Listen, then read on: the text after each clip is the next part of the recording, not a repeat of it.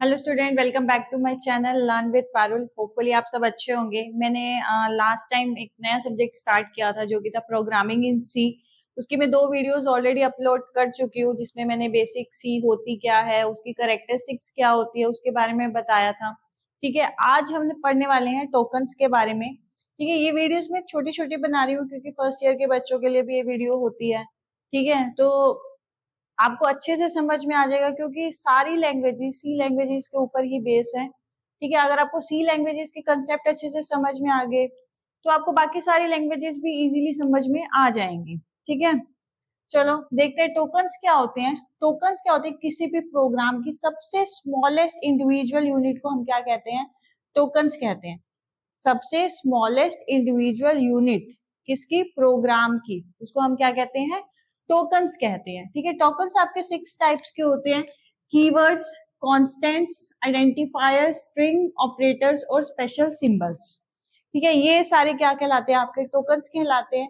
आज हम पढ़ने वाले हैं कीवर्ड्स के बारे में। सबसे पहली टाइप है आपके टोकन्स की जो कि है कीवर्ड्स। ठीक है, अब कीवर्ड्स आपके क्या होते हैं? कीवर्ड्स आपके कुछ रिजर्व्ड वर्ड्स होते हैं जो पहले से ही रिजर्व है। हम रिजर्व का क्या मतलब होता है? आप रिजर्वेशन कराते हो ना टिकट्स की। ठीक है, तो रिजर्वेशन का क्या मतलब होता है कि वो चीज आपके लिए फिक्स हो गई है, अब वो चीज किसी और को अवेलेबल नहीं हो सकती। तो कीवर्ड्स भी सिमिलरली वही होते हैं, रिजर्व वर्ड्स होते हैं जो फिक्स होते हैं पूरी सी के अंदर। आप उन्हें ऐसे एज इट इज ही यूज कर सकते हो और उसी चीज के लिए ही यूज कर सकते हो। हर एक कीवर्ड का अपना अलग फंक्शन होता है। ठीक है, तो ये क्या होते हैं? रिजर्व्ड कीवर्ड्स होते हैं, रिजर्व वर्ड्स होते हैं। अब ये क्या होता है? किसी भी प्रोग्राम स्टेटमेंट के बेसिक बिल्डिंग ब्लॉक होते हैं। वो तो मैं ऑलरेडी बता चुकी हूँ, किसी भी प्रोग्राम की सबसे स्मॉलेस्ट इंडिविजुअल यूनिट होती है। ये बेसिक बिल्डिंग ब्लॉक होते हैं किसके? प्रोग्राम के। आप ये जितने भी कीवर्ड्स है ना, ये आप प्रोग्राम में देखोगे कि ये यूज हो रहे हैं। ठीक है, आप इनका नाम चेंज नहीं कर सकते हो, इनको ऐसे ही यूज करोगे। जैसे कि मैथ्स में आप पढ़ते हो ऐड। ऐड का मतलब क्या होता है? एडिशन करना ही होता है ना, आप उसमें सब्ट्रैक्ट तो नहीं कर सकते। तो वैसे ही यहाँ पे भी क्या होता है, हर एक कीवर्ड्स की डिफरेंट डिफरेंट फंक्शनैलिटी होती है, उसी के अकॉर्डिंग ही वो कीवर्ड क्या करता है? वर्क करता है। नेक्स्ट आपका क्या क्या कहता है keyword? All keyword have fixed meaning. ये मैं बता चुकी हूँ, सेम फंक्शनैलिटी होती है, वो चेंज नहीं हो सकती। उसका मीनिंग क्या होता है? फिक्स होता है। जैसे कि ऐड, ऐड का मतलब क्या होता है? आप एडिशन ही करोगे, आप उसके अंदर सब्ट्रैक्शन नहीं कर सकते हो। फिर आता है आपका must be written in lower case. ये सबसे बड़ी बात है कि आप जितने भी कीवर्ड्स देखोगे ना, वो किस में लिखे होंगे? लोअर केस में लिखे होंगे। लोअर केस का मतलब होता है स्मॉलर ABCD फॉर्म में, स्मॉल अल्फाबेट लेटर्स।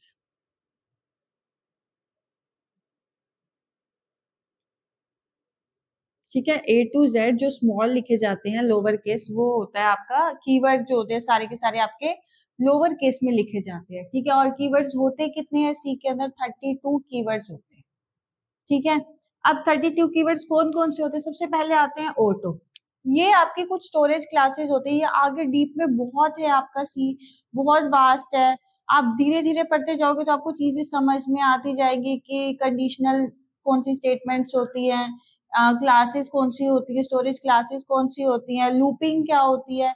ये धीरे धीरे आपको समझ में आ जाएगा। बस बेसिक कीवर्ड जो जो है वो मैं आपको एक्सप्लेन कर देती हूँ। ठीक है, अब इसमें ऑटो, एक्सटर्न, रजिस्टर,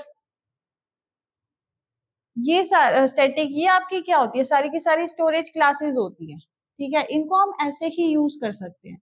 फिर आता है ब्रेक। ब्रेक स्टेटमेंट होती है जो लाइन को ब्रेक करने में हेल्पफुल होती है, इसको भी हम ब्रेक ही यूज करते हैं।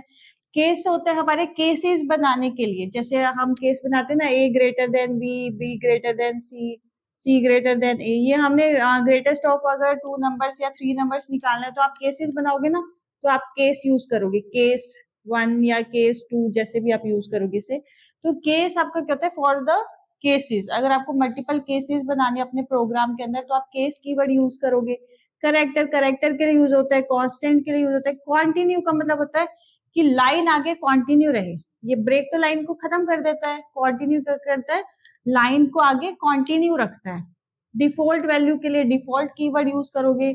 ये जितना भी आपका डू है, फोर है और वाइल है, ये सारे आपके किस लिए यूज होते हैं? लूपिंग के लिए यूज होते हैं। जब आप लूप पढ़ोगे तो लूपिंग में आपके ये वाले कीवर्ड्स यूज होंगे, और जितने भी कंडीशन है उसमें आप इफ यूज करोगे, एल्स यूज करोगे, ठीक है, ये आप उसमें यूज करोगे, कंडीशनल स्टेटमेंट के अंदर यूज करोगे।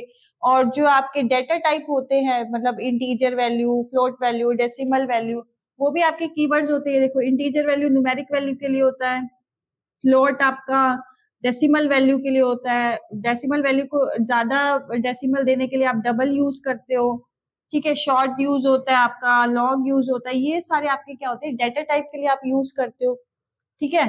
और अनसाइंड आपके वैल्यूज होती है कि कहाँ से कहाँ तक आपकी वैल्यू होती है, साइंड और अनसाइंड की, ठीक है। ये आपको रेंज डिफाइन करते हैं, दोनों कीवर्ड रेंज डिफाइन करते हैं। सपोज -7 टू +7, तो ये एक रेंज होगी ना वैल्यू आपकी, तो ये कौन बताएंगे, साइंड और अनसाइंड बताएंगे आपको। साइज ऑफ एक ऑपरेटर होता है जो आपके उसका साइज बताता है, जो भी आप यूज कर रहे हो वैल्यू उसका साइज बताता है, साइज ऑफ। और जो ये यूनियन है, स्ट्रक्ट है, इनम है, ये यूजर डिफाइंड फंक्शंस होते हैं, ये हम फंक्शंस में आगे पढ़ने वाले हैं।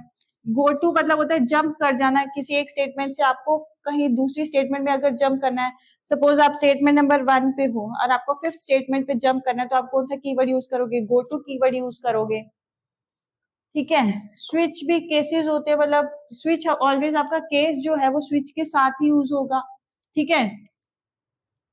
ये टाइप डेफ यूज होता है आपका, वॉइड होता है कि नॉन रिटर्न टाइप वैल्यूज के लिए यूज होते हैं। तो ये जितने भी कीवर्ड्स हैं ये आपके प्रोग्राम्स के अंदर यूज होते हैं, प्रोग्राम की स्टेटमेंट के अंदर यूज होते हैं। आप धीरे धीरे जैसे जैसे आप सी के बारे में पढ़ते जाओगे, आप देखोगे आप इन्हीं कीवर्ड्स का यूज कर रहे हो। बट आपको ये याद रखना है, ये कीवर्ड्स आपके लोअर केस में होते हैं और इनकी फंक्शनैलिटी कभी भी चेंज नहीं होती है, ठीक है। आज हम कीवर्ड्स के बारे में ही पढ़ेंगे, आप इसे अच्छे से नोट डाउन कर लेना। नेक्स्ट क्लास में मैं आपको आइडेंटिफायर और कांस्टेंट के बारे में बताऊंगी, ठीक है। और लेटेस्ट अपडेट के लिए आप मेरे चैनल को प्लीज सब्सक्राइब कर ले, और अगर मेरी वीडियो अच्छी लग रही है और आपको समझ आ रहा है तो आप मेरी वीडियो को लाइक भी कर सकते हैं। Thank you so much, next class में मिलते हैं।